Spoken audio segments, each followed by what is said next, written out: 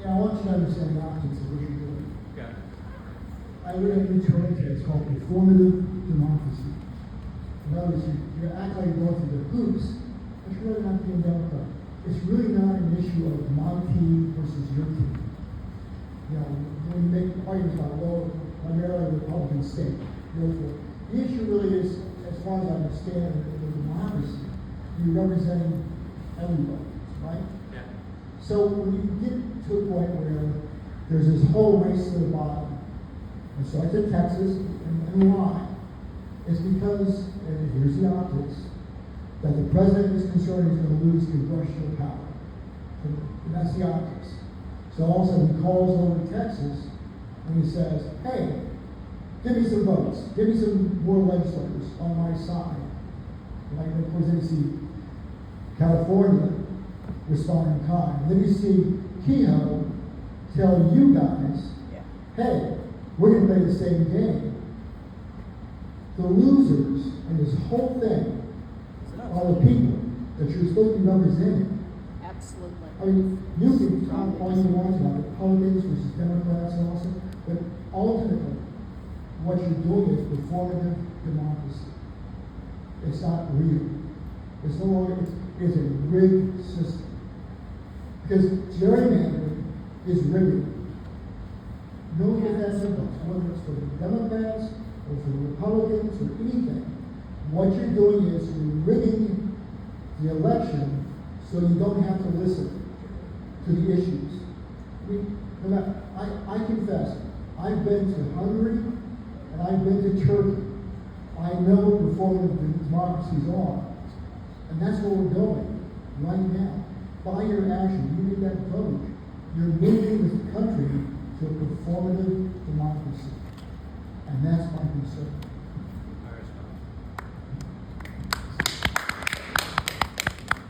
So I think we're in agreement with this performative democracy. Unfortunately, this isn't the direction we're headed. This is where we've been for some time. And you look at every Democrat state. There's nothing left that they can milk out. Don't say every Democratic state. It's depends on what team you're on. Okay. Texas is not a Democratic state. True. And it's performative democracy here. But we're talking about decades this has been going on. If you start using it as a name call. I don't think there's a name calling. Well, it is. It's a my team versus your team. You said it. Look, I asked, I don't even know the name. You said what I'm saying. But what you said was every Democratic state. Well, no, it's everybody. Well, And you got to yourself in the same bucket.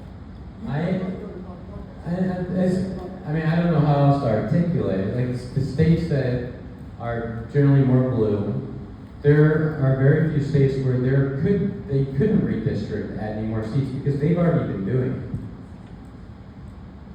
And yeah, so called performative democracy, we're already there. We have to accept the reality. We're either involved or we just let other states run away with everything. So what we're doing is we're raising the bar. And you're part of Well, it's- now your vote you're complicit. If this was the status quo, I mean, this is how it was in this country for quite some time before I ever thought I would be running for anything. So I completely disagree with that statement.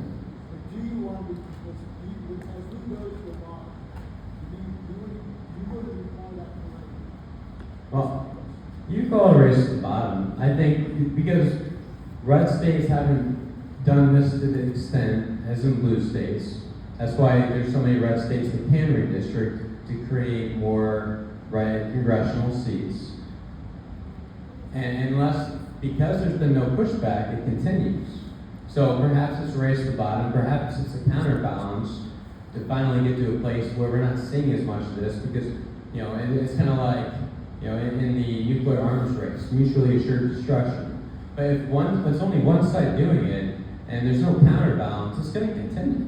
It's going to get worse. When we talk about optics, when the President of the United States calls the governor of Texas and says, find me some more, find me a way to find me more legislators on my side to come to Congress. When he calls Kehoe, he says the same thing. What are the optics? Well, yeah, I understand why you wouldn't like the optics, but I mean, that's what's been occurring in this country going back decades. But are you supportive of it? No, Then why are you doing it? because if we don't push back, it's never going to stop. So you're How are you supporting pushing it. back? So you're Because supporting it. you need, Because you're if participating. if you only see it, 80% is happening in only blue states, then why would they ever stop? What makes it blue state? A state that, Maybe- well, no.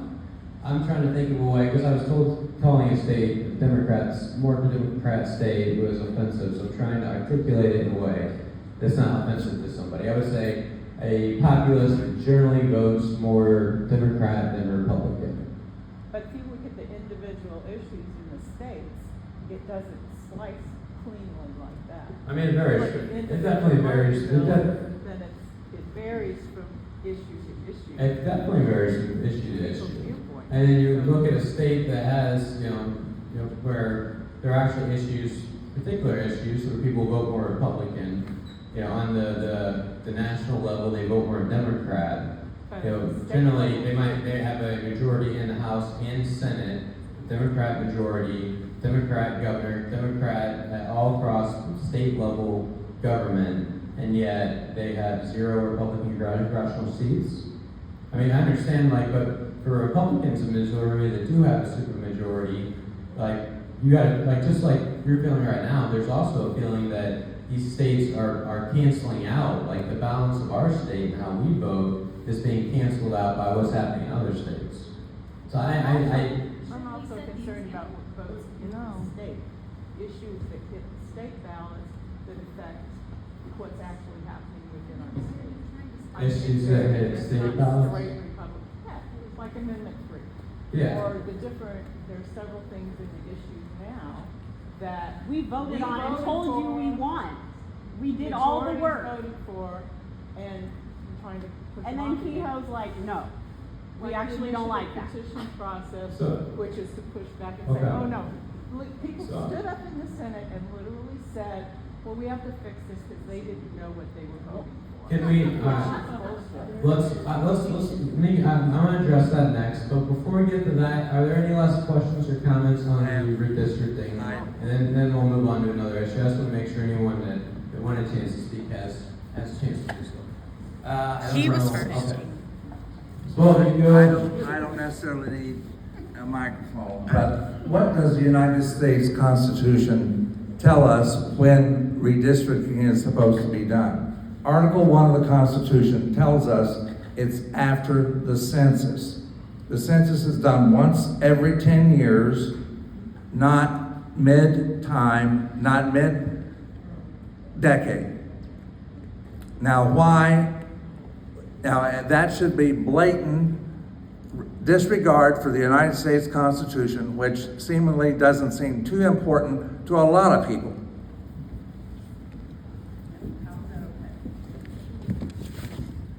How's that okay? How's that okay? So what's in the Constitution mandates that you must redistrict, shall redistrict following every census? That sets a floor. And nowhere in the Constitution does it say that you cannot, that doesn't set a ceiling. It doesn't say that that's the limit, that you only can redistrict there. So that's the distinction. It sets the floor, it says you shall redistrict every 10 years after the census, but there is no prohibition on redistricting more than that. Okay. Does that make sense? Redistricting in midterm wasn't right for Texas, it's not right for California, and it certainly isn't right for Missouri. There you go. Why did we do it? Because we were told to I mean, by the president. We were told by a king, that's why. Yes. This country since 1776. I explained why I voted the way I did. I mean, I don't know what else I can go into to explain my perspective. I understand there's a lot of people in this room that are going to disagree. I respect your opinion, and I'm glad that we're having this conversation. And I don't want you to think I don't, just because we don't agree on this, I still understand where you're coming from. That's why I want to have these conversations, because I want to understand why people feel the way they do. why people are upset by this. You know, somebody, you can see things in the media, see things like that, but, you know, we're here, like, I gave my perspective, you guys give me your perspective. I think that having open dialogue, I hope this is occurring in other states too. I think that's the key to getting out of this call it race, call it whatever's been happening. But, you know, we need more interaction. Because I'm not thrilled that we were in a position where we had to do that either. But, you know, given the opportunity, seeing what's happening in other states, I felt personally that we didn't have a choice. I feel like, let me get her real quick, and I think. Oh, there's four. We just haven't got there Yeah, well, I don't, can I get her real fast? I don't need a I'm going straight to microphone, you so two. we can Brandon, say if I try to go seconds. anyone else before those two, please come up here and tap me off the stage. Oh, you're gonna You give it to have me. 100% permission. Gimme. Or anyone that's mad about your districting is welcome to as well if I don't do that. Okay, so you mentioned that you wanted us to email your office when it came to this kind of stuff. I read a lot of the online testimony. I was in the room when there was testimony being given. There was one physical human in support of redistricting, one, and she was a lobbyist who went to the next room over and also lobbied over there. So everybody else in the room said, no thank you. And then I read the online testimony and the numbers were pretty much the same. So you're saying that all of these people took time out of their days to do online testimony, took days off from work like I did to go testify in person on a weekday. And you're telling me that the 4,000 people that showed up the following week and walked those halls while you were in Senate meant nothing. I didn't say that. No, you said you supported this. And clearly, even in this area, show of hands, who here wanted gerrymandering? Who here wants gerrymandering by any party? That would be 0 people. I don't want gerrymandering by anybody either. We had Clean Missouri, it got overturned. Now, none of us won it, and yet you did it anyway. Now granted, we might want to change our mind. We might not like what we currently have, but changing it again is just rigging the game in hopes of keeping it red because you know that nobody in here even supports it. And these are your constituents. These are people that you're going to be running for re-election for whatever position it is, whether it's this one or the next. And then petitions are going around to be signed, referendums, to put a stop to what you did because you voted for it, and we're trying to stop it, or the people who signed it are trying to stop it, and then you say it's dark money. Well, guess what? We have gambling commercials on our televisions every day. We're seeing them for DraftKings and all of those lovely little sports betting things that was put in the same election cycle as Amendment 3. And y'all didn't go after that. So we know what we're doing when it comes to gambling our money away, but we don't know what it means to have bodily autonomy. And we don't know what it means when we go to the building and tell you we don't want something. So where do you really stand if it's not with your constituents? So, no, I appreciate the fact that a lot of people show